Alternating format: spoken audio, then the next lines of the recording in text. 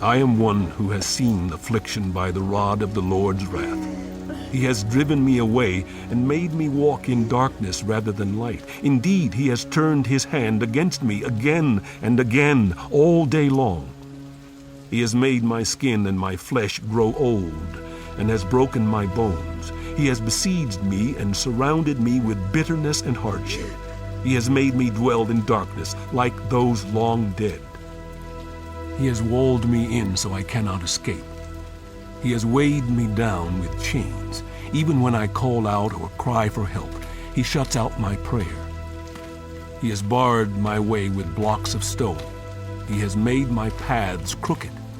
Like a bear lying in wait, like a lion in hiding, he dragged me from the path and mangled me and left me without help. He drew his bow and made me the target for his arrows. He pierced my heart with arrows from his quiver. I became the laughingstock of all my people. They mock me in song all day long. He has filled me with bitter herbs and sated me with gall. He has broken my teeth with gravel. He has trampled me in the dust. I have been deprived of peace. I have forgotten what prosperity is. So I say, my splendor is gone, and all that I had hoped from the Lord. I remember my affliction and my wandering, the bitterness and the gall. I well remember them, and my soul is downcast within me. Yet this I call to mind, and therefore I have hope. Because of the Lord's great love, we are not consumed, for his compassions never fail. They are new every morning. Great is your faithfulness. I say to myself, the Lord is my portion, therefore I will wait for him. The Lord is good to those whose hope is in him, to the one who seeks him. It is good to wait quietly for the salvation of the Lord. It is good for people to bear the yoke while they are young. Let them sit alone in silence, for the Lord has laid it on them. Let them bury their faces in the dust. There may yet be hope.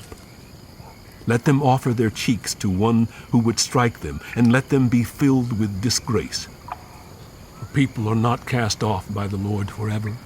Though he brings grief, he will show compassion. So great is his unfailing love, for he does not willingly bring affliction or grief to any human being. To crush underfoot all prisoners in the land, to deny people their rights before the Most High, to deprive them of justice, would not the Lord see such things? Who can speak and have it happen if the Lord has not decreed it? Is it not from the mouth of the Most High that both calamities and good things come? Why should the living complain when punished for their sins? Let us examine our ways and test them, and let us return to the Lord. Let us lift up our hearts and our hands to God in heaven and say, we have sinned and rebelled, and you have not forgiven. You have covered yourself with anger and pursued us. You have slain without pity. You have covered yourself with a cloud so that no prayer can get through.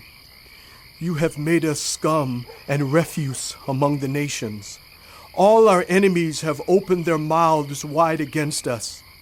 We have suffered terror and pitfalls, ruin and destruction. Streams of tears flow from my eyes because my people are destroyed. My eyes will flow unceasingly without relief until the Lord looks down from heaven and sees. What I see brings grief to my soul because of all the women of my city. Those who were my enemies without cause hunted me like a bird. They tried to end my life in a pit and threw stones at me. The waters closed over my head, and I thought I was about to perish. I called on your name, Lord, from the depths of the pit. You heard my plea. Do not close your ears to my cry for relief. You came near when I called you, and you said, do not fear. You, Lord, took up my case. You redeemed my life. Lord, you have seen the wrong done to me. Uphold my cause. You have seen the depth of their vengeance, all their plots against me. Lord, you have heard their insults, all their plots against me, what my enemies whisper and mutter against me all day long. Look at them. Sitting or standing, they mock me in their songs. Pay them back what they deserve, Lord, for what their hands have done. Put a veil over their hearts, and may your curse be on them. Pursue them in anger, and destroy them from under the heavens of the Lord. How the gold has lost its luster, the fine gold become dull. The sacred gems are scattered at every street corner. How the precious children of Zion, once worth their weight in gold, are now considered as pots of clay, the work of a potter's hands. Even jackals offer their breasts to nurse their young, but my people have become heartless like ostriches in the desert. Because of thirst, the infant's tongue sticks to the roof of its mouth. The children beg for bread, but no one gives it to them. Those who once ate delicacies are destitute in the streets. Those nurtured in purple now lie on ash heaps. The punishment of my people is greater than that of Sodom, which was overthrown in a moment without a hand turned to help her. Their princes were brighter than snow and whiter than milk, their bodies more ruddy than rubies, their appearance like lapis lazuli. But now they are blacker than soot. They are not recognized in the streets. Their skin has shriveled on their bones. It has become as dry as a stick. Those killed by the sword are better off than those who die of famine, racked with hunger. They waste away for lack of food from the field. With their own hands, compassionate women have cooked their own children, who became their food when my people were destroyed. The Lord has given full vent to his wrath. He has poured out his fierce anger. He kindled a fire in Zion that consumed her foundations. The kings of the earth did not believe, nor did any of the peoples of the world, that enemies and foes could enter the gates of Jerusalem. But it happened because of the sins of her prophets and the iniquities of her priests, who shed within her the blood of the righteous. Now they grope through the streets as if they were blind. They are so defiled with blood that no one dares to touch their garments. Go away! You are unclean! People cry to them. Away! Away! Don't touch us! When they flee and wander about, people among the nations say, They can stay here no longer. The Lord himself has scattered them.